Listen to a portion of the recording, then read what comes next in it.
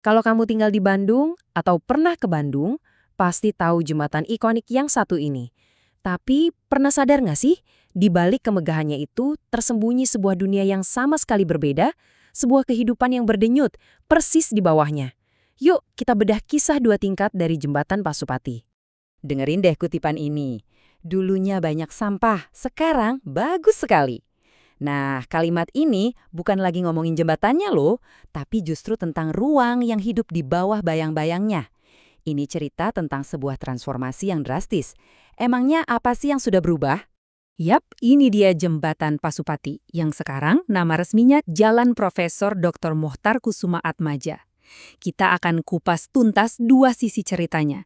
Di satu sisi, sebuah mahakarya teknik yang melayang megah di angkasa, dan di sisi lain, denyut nadi komunitas yang tumbuh subur di darat, tepat di kolongnya.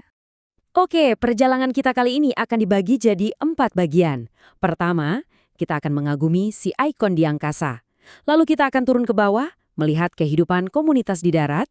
Setelah itu, kita uji sekuat apa sih fondasinya. Dan terakhir, kita lihat bagaimana jembatan ini ikut menghubungkan masa depan Bandung. Oke, kita mulai dari atas dulu ya. Kisah jembatan ini ternyata bukan dimulai dari beton dan baja, tapi dari sebuah ide, sebuah gagasan yang usianya sudah hampir 100 tahun. Jadi, visinya itu pertama kali muncul di tahun 1920-an. Bayangin.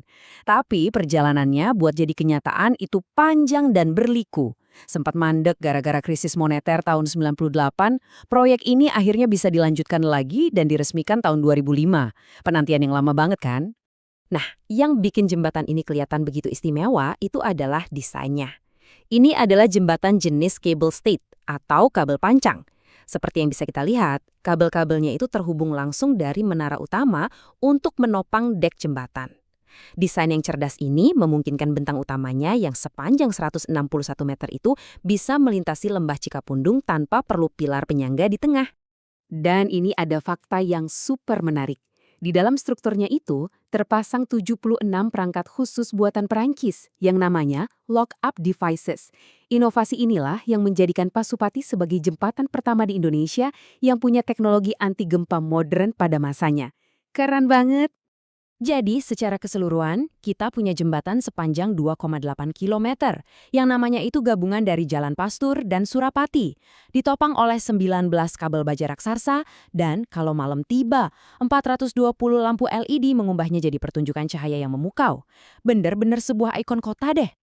Oke, kita sudah puas mengagumi keindahan di atas. Sekarang, saatnya kita turun ke darat dan melihat sebuah kisah yang sama sekali berbeda. Kisah transformasi luar biasa yang terjadi tepat di bawahnya. Pernah nggak sih kamu bertanya-tanya apa yang terjadi dengan lahan super luas di bawah jalan layang sebesar ini? Biasanya, tempat seperti itu nasibnya gimana ya? Well, selama bertahun-tahun, jawabannya cukup menyedihkan. Area itu jadi tempat yang terbengkalai, jadi tempat pembuangan sampah, kumuh, dan dipenuhi pemukiman liar. Kontras banget sama kemegahan jembatan yang ada di atasnya. Tapi semua itu berubah. Ruang yang tadinya terlupakan ini disulap menjadi 6 zona fungsional yang hidup. Ada tempat parkir, area ketangkasan, taman bermain anak-anak, fasilitas olahraga publik, bahkan ada mural raksasa dan pusat untuk para pedagang lokal. Lengkap? Tapi ini lebih dari sekedar pembangunan fisik. Ini adalah proyek kemanusiaan. 34 keluarga direlokasi ke hunian yang jauh lebih layak. Proyek ini bisa terwujud berkat semangat gotong royong, kolaborasi banyak pihak, dan bahkan sekarang dilengkapi fasilitas pengelolaan sampah modern. Luar biasa. Sekarang kita punya dua dunia yang hidup berdampingan nih. Lalu lintas di atas dan aktivitas komunitas di bawah. Ini jelas memunculkan satu pertanyaan penting. Apakah fondasi jembatan ini beneran cukup kuat buat menopang semuanya dengan aman? Ini dia tantangannya. Jembatan ini kan didesain pakai standar tahun 1992. Sementara itu, peraturan modern, katakanlah dari tahun 2016 ke atas, menuntut kapasitas yang jauh lebih tinggi untuk bisa menahan beban lalu lintas dan guncangan gempa yang lebih besar. Pertanyaannya, apakah jembatan ini masih aman menurut standar sekarang? Untuk menjawabnya, para insinyur nggak main-main. Mereka membangun sebuah model 3D digital yang sangat detail dari seluruh jembatan. Model ini kemudian diuji secara virtual, disimulasikan dengan beban lalu lintas paling berat dan guncangan gempa terkuat sesuai standar masa kini. Dan hasilnya, wah, sangat melegakan. Analisis menunjukkan bahwa struktur jembatan berada pada level kinerja fully operational. Artinya, jembatan ini terbukti aman dan sangat layak, bahkan jika harus diukur dengan standar paling ketat yang ada saat ini. Dan kekuatan ini bukan cuma sekedar teori loh. Pada tahun 2009, jembatan ini berhasil selamat dari guncangan gempa Tasikmalaya. Bahkan setelah ada insiden kebakaran di bawahnya, pemeriksaan memastikan strukturnya tetap kokoh dan aman. Jembatan ini benar-benar sudah teruji oleh waktu dan berbagai tantangan. Jadi, setelah kita melihat ke atas, ke bawah, sampai menguji kekuatannya, kita sampai pada kesimpulan tentang warisan ganda dari ikon kebanggaan Kota Bandung ini. Di satu sisi, jembatan Pasupati adalah keajaiban teknik. Sebuah struktur canggih yang dirancang untuk satu tujuan utama, menghubungkan lalu lintas, memperlancar pergerakan manusia dan barang, serta memecah kemacetan di atas lembah. Tapi di sisi lain, tanpa disangka, ia telah menjadi sebuah fondasi sosial.